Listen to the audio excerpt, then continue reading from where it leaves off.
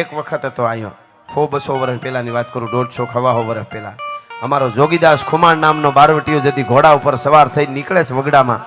સાંભળજો શું તાકાત! બારવટિયા એટલે 12 પ્રકારના વટ એને બારવટિયા કહેતા. વટ કેવા વટ?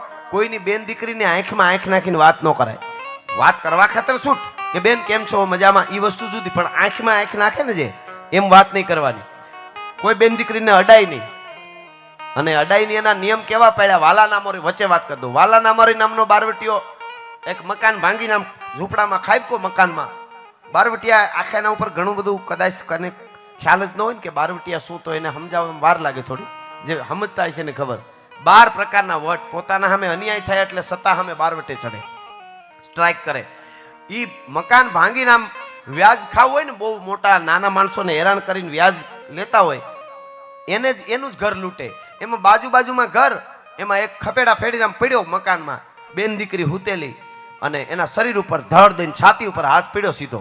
કોનો? બારવટિયાનો. એક હાથમાં તરવાર છે. સાંભળજો, આ સત્ય ઘટના કહું છું તમને. બેન દીકરીને હાથ અડી ગયો, હેરડો પડી ગયો, ધ્રુજી ગયો આદમી. હાય હાય, હું બારવટિયો છું. બેન દીકરીને અડાઈ ગઈ, શું કરું? હાથમાં તરવાર હતી, એક ઝાટકો અહીંથી માર્યો, અહીંથી હાથનો કટકો અહીંથી ઉડાડી નાખ્યો. આ બનેલી વાત છો, ઘણાને મગજમાં ન બેહે, પણ સત્ય વાત કરું છું તમને.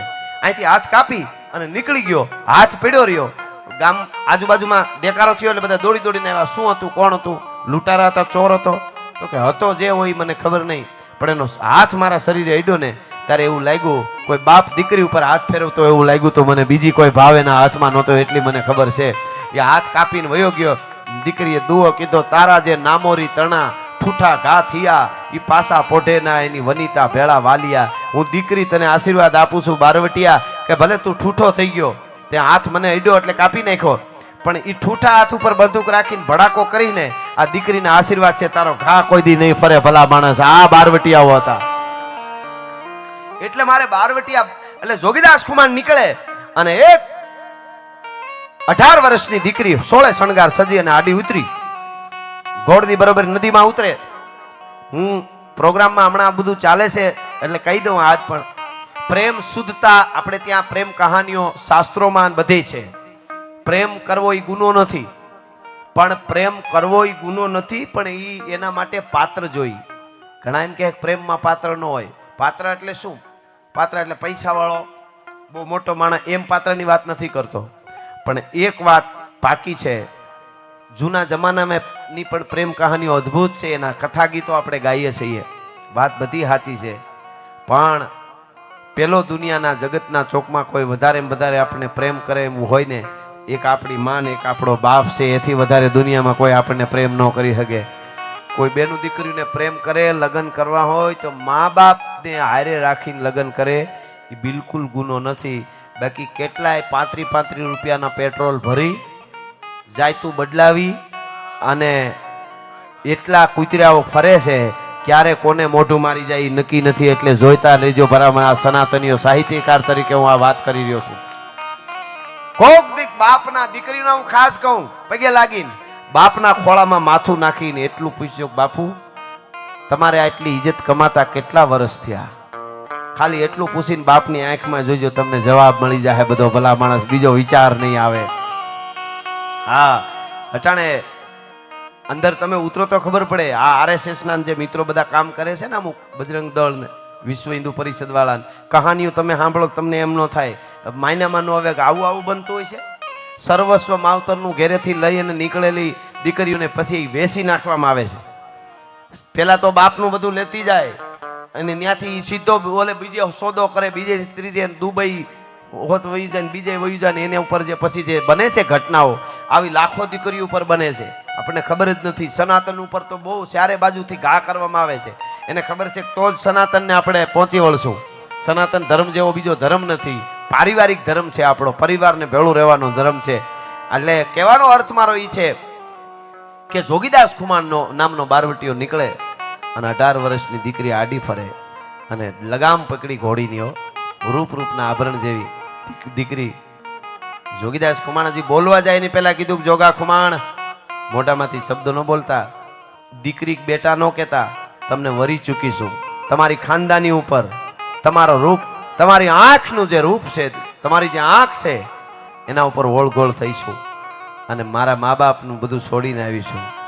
અને ત્યારે હાથમાં જે ભાલું હતું, ભાલું જોગીદાસ કુમારને દીકરી આમ લગામ પકડી હતી ને, અહીંયા ધીરેક દઈને આમ ભાલાની બુડી મારી અને મુકાવીને એટલું મુકાવી દીધું લગામ. અને જોગીદાસ કુમાર એટલું બોલ્યો કે હા હા હા મારી કમરીબાઈ શું બોલે છે. કમરીબાઈ એટલે જોગીદાસ કુમારની દીકરીનું નામ કમરીબાઈ હતું. કીધું તું તો મારી દીકરી છો કમરીબાઈ. આ હાડ સામનો આ શરીરનો માળખો છે ને એ કાલ હુકાઈ જાહે, પછી યાદ આવશે માન બાપ બધું. તારા મા બાપની, કુટુંબની, નાતની, પરિવારની ઇજ્જત આબરૂ વધારી અને તારા બે મોહાળ ને તારા પિયરના કુળને ઉજળું કરી લે. આમાં કાંઈ છે નહીં, આમાં ક્યારે ગોટો વળી જાય કાંઈ નક્કી નથી. તું સનાતન ધર્મની દીકરી છો, તારા આવા વિચારના આવા શબ્દો ન બોલાય. 5 મિનિટમાં દીકરીને પરિવર્તન થઈ ગયું. 2 હાથ જોડીને કીધું બાપુ માફ કરજો, હું ખબર નહીં કેમ મારાથી આવું બધું થઈ ગયું, પણ આજથી તમે મારા બાપ ને હું તમારી દીકરી ભલા માણસ. આને નામ બારવટીઓ કહેવાય. પરી જેવી દીકરી આડી ફરે અને એને એમ કહી દે કે તું મારી દીકરી છો. એ બારવટિયા હતા, એને આપણે બારવટિયા કહીએ છીએ. આ આપણી એવા એક બારવટિયા અને એક દીકરીની વાત સાંભળજો. 18 વર્ણ અહીંયા આવ્યા છે. પટેલ સમાજ ઘણો છે અને પટેલ સમાજ એવો સમાજ છે કે દરેક સાથે જોડાયેલો સમાજ છે. અમેરિકામાં પટેલના બંગલામાં ભૂરિયા ભાડે રહીએ. બોલો કોના બંગલામાં રહીએ તો કે મખનભાઈ ના, એટલે મગનભાઈ એમ. એવી પટેલો એ જમાવી છે. એક વિદેશમાં અમે શોરૂમ જોયો ને, શોરૂમનું નામ હતું પટેલ થોમસ પટેલ. એવું અમારા કોઈ કલાકારે જોયું, પટેલ લખેલું વશમાં થોમસ, આ બાજુ પાછું પટેલ. એટલે કોકે પૂછ્યું કે આ વશમાં થોમસ તો કે પૈસા એને રોક્યા છે.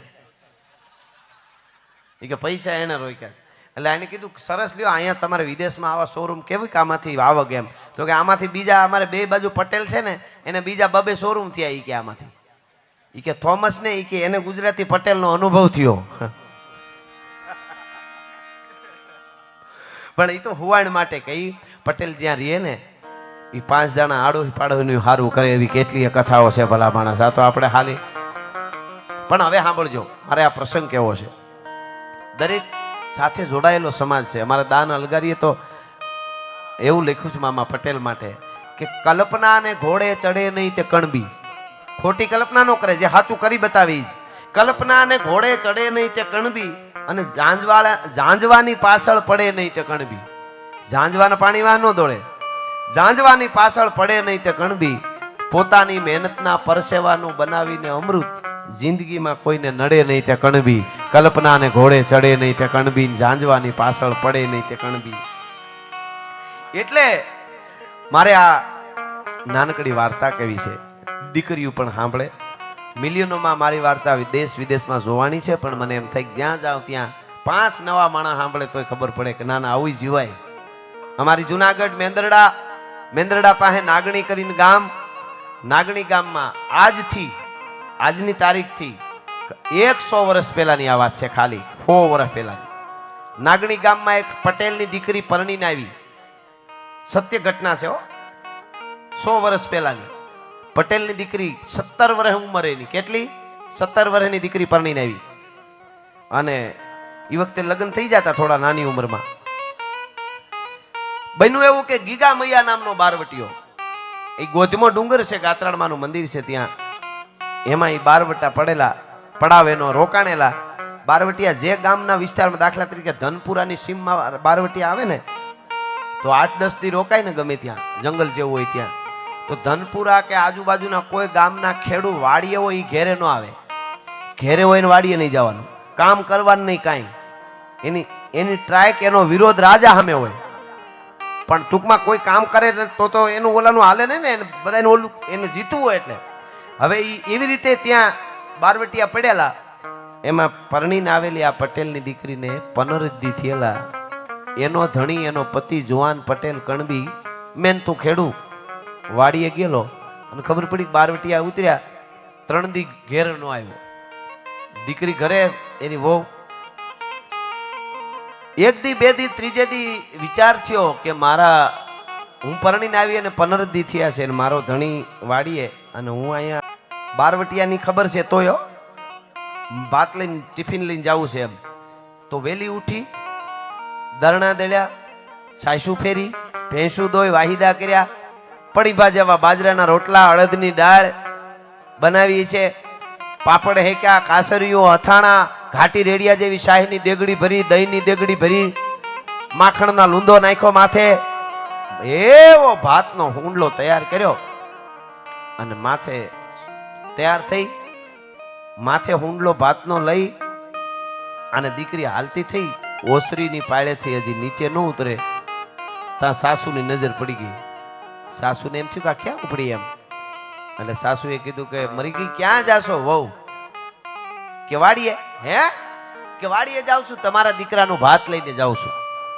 અરે ગાંડી ગાંડી, પાછી વળ, મરી ગઈ બુદ્ધિ વગરની, તને કઈ ખબર પડે છે કે નહીં? ભાત લઈને જવાય?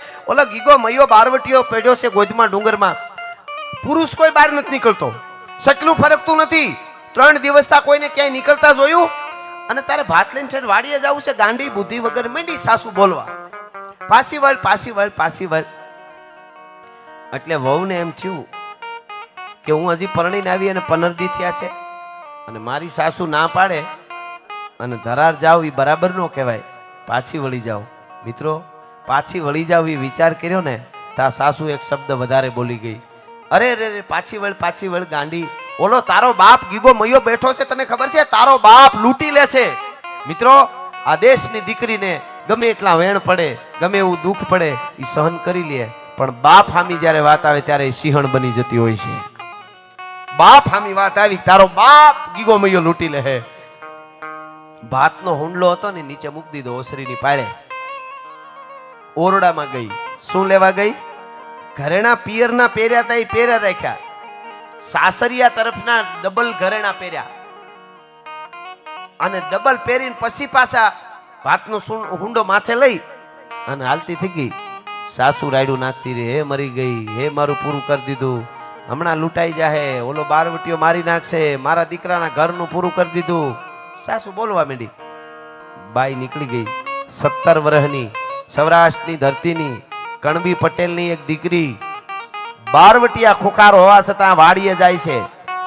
ગામનું પાદરની નળ પૂરી થઈ અને સાડીકાની નજર પડી. સાડીકો એટલે જંગલના ડુંગરના એક ઝાડ ઉપર બેઠેલો એક માણસ જોતો હોય, એનો માણસ એ વખતે કેમેરો જેમ અત્યારે આપણે કહીએ, ત્યાંથી આમ ઈશારો કરે એટલે બીજા માણસો પહોંચી જાય. 4 બંદૂકધારી પહોંચી ગયા. દીકરીને હામાં આવીને ઉભા રહી. આમ વગડામાં દીકરી જોઈ રહી. કોણ છો તમે? બારવટિયા છીએ. ખબર નથી પડતી? અહીંયા અમે સહીએ ગોધમાં ડુંગરમાં અને તું ભાત લઈને જાશો બેન? જોઈ રહ્યો, આમ જોઈ રહી કે તો નહીં, મારી નાખશું હમણાં, બંદૂકનો ઘોડો દબાવ્યો એટલે પૂરું કરી દઈશું, નહીતર ઘરેણા પહેર્યા છે એ બધા કાઢી અહીં મૂકી દે નીચે. અમારાથી તને અડાઈ ની બેન દીકરીને ઘરેણા મૂકી દે, ભાત મૂકી દે, સુંડલો નીચે મૂક અને ઘરે વહી જા. આખા ગામને કહી દેજે જ્યાં સુધી અમે અહીં છીએ ત્યાં સુધી નીકળે નહીં.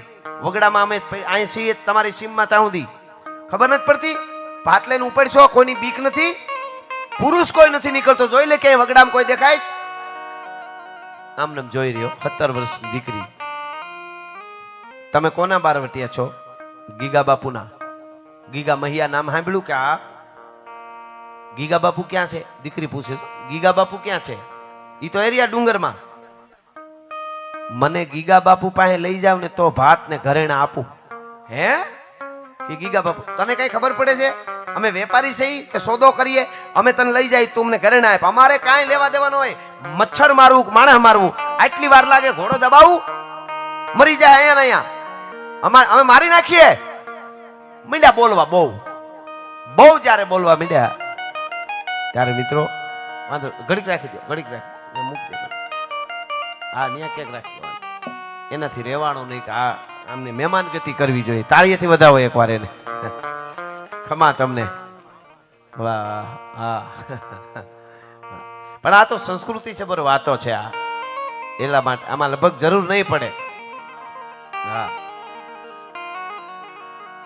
મને ગીગા બાપુ પાસે લઈ જાઓ નહીતર ભાત નહીં આપું એવું કીધું. એટલે બારવટિયા બહુ બોલવા માંડ્યા કે અમે મારી નાખીને અમારે માણસ મારવું એ કાંઈ નહીં ને.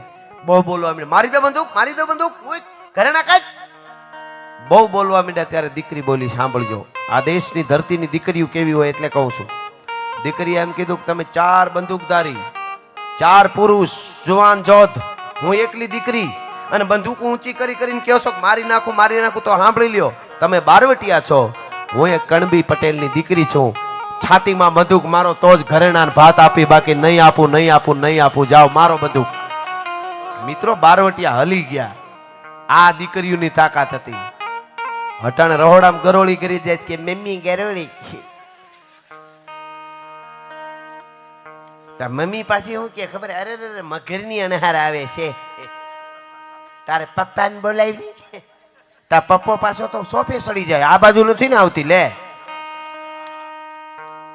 ઈ દીકરી પાછી માયક ઉપર આવીને વાતો કરે, હમ ભારત કા ઉદ્ધાર કરને વાલા પેદા કરેંગે. ઘરનો ઉદ્ધાર કરી તો ભારતનો ઉદ્ધાર જ છે, એમ ઉદ્ધાર નો થાય. ભલિયું વીણના ભલા કોઈ દી નાગડા નર નો નીપજે, મનહર મુખે માનુની ગુણિયલ હોય ગંભીર.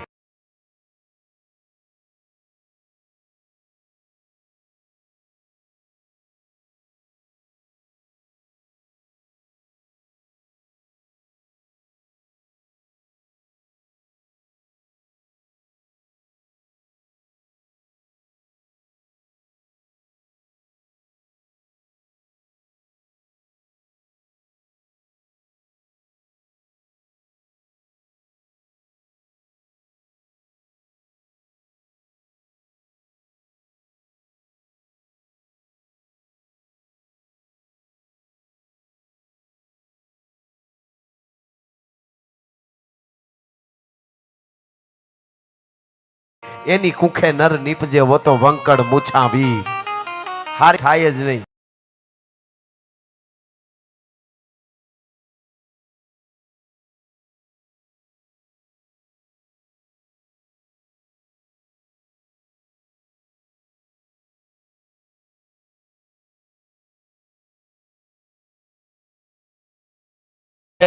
દીકરો કે દીકરી કેવા તૈયાર કરવાય, મહાપુરુષ જેટલા છે એની માને પૂજવા જોઈએ. આ બહુ મોટી વાત છે, એમને નથી થતું, બહુ જવાબદારી આવી જાય છે. એને ઘડવા પડે, બરાબર ને ઘડવા પડે. કીધું મારો બંદૂક નથી દેવું ભાત. એટલે બારવટિયા હોય કે આને મારી નાખાય તો નહીં, હાસી બીતી નથી, હાલો ને ગીગા બાપુ પાસે લઈ જાય. એટલે બોલ્યા શું ખબર, તારે ગીગા બાપુ પાસે આવવું છે ને, ગીગા બાપુ સીધી બંદૂક જ મારે છે, ત્યાં કોઈ જાય ને તો હાલ મરી તો કે ભલે મારે, હાલો.